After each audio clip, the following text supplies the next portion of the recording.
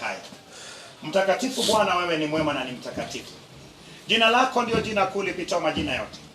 Katika jina lako tumepata kusikia neno lako Bwana. Umetufundisha kitabu cha waraka wa kwanza wa Yohana sura 4 na 5. Tumeona jinsi pana kuwa na dhambi isiyokuwa ya mauti na dhambi ya mauti. Baba wa rehema, utuokoe Baba na dhambi tulizotenda kwa kujua yaliyekuwa ni ya mauti na hata yasiyokuwa ya mauti Bwana. Maana dhambi nyingi zimehukumu watu wako. Mabaya Baba yamepata watu wako kwa sababu ya dhambi waliyetenda. Ama wengine wamekuwa wakiumwa kwa sababu ya dhambi. Maana atendaye dhambi sio wa Mungu bali ni wa Shetani. Maana aliye wa Mungu utafakari na kushinda dhambi. Katika jina lako Bwana Yesu, mapando yote yaliyepandwa kinyume na watu wako, mabaya yote, balaa zote, nuksi zote Baba wa rehema, yaliyetamia Baba maisha yao na kufanya maisha yao Baba yasikae vizuri, katika jina lako Bwana Yesu ninafanya utakazo Baba wa rehema. Maana wewe ndio utakazo. Maana aliye na mwana anayo ushuhuda ya kuwa Mungu Baba alimfufua Kristo kutoka mautini na kukiri ya kuwa Kristo ndiye Bwana. Naondoa mabaya yote, naondoa balaa zote, laana zote, nikitumia damu ya Yesu. Nikitumia damu ya Yesu, damu ya mjumbe wa agano jipya, damu iliye safi kuliko damu ya Abeli, damu inenaye mema, ikinena mema Baba katika nafsi ya mtu huyo, ikinena mema katika roho ya mtu huyo, ikinena mema Baba katika mawazo yake, inene mema katika nyota yake, inene mema katika mikono yake, inene mema katika hatua zake. Maana Bwana wa majeshi, tunaelekea mwisho wa mwaka Baba. Inene mema Baba katika siku zilizobaki katika maisha yake. Itengue mabaya yote na balaa zote, nuksi zote Baba wa rehema. Maana ni wewe ndio uliyewafanya tena kwa mfano wako na sura yako, uwakarabati na kuwafanya tena upya. Nami nafuta mabaya yote, dhambi walizotenda katika enzi ya udogo wao kiroho.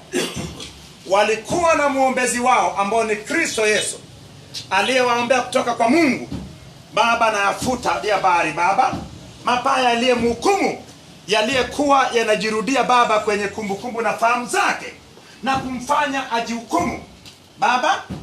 Ninakushukuru maana sasa hivi mtu huyu anakuwa kiroho, hataweza kufanya mabaya hayo tena. Umsamehe mabaya yote na kuponya magonjwa yote. Nami naimarisha ulinzi Baba ingapo natokapo. Neno lako limtamie na kumlinda. Ni wewe ndio linde mji, maana usipolinda ulinda kesha bure. Kila ingapo na kutoka Baba aitwe mbarikiwa. Na Baba nafuta alama zote na mabaya yote yaliyekaa ndani yake, alama yanayotokana na mabaya yote Baba wa rehema, yaliyetendwa katika enzi ya ujinga ama enzi ya udogo wake kiroho.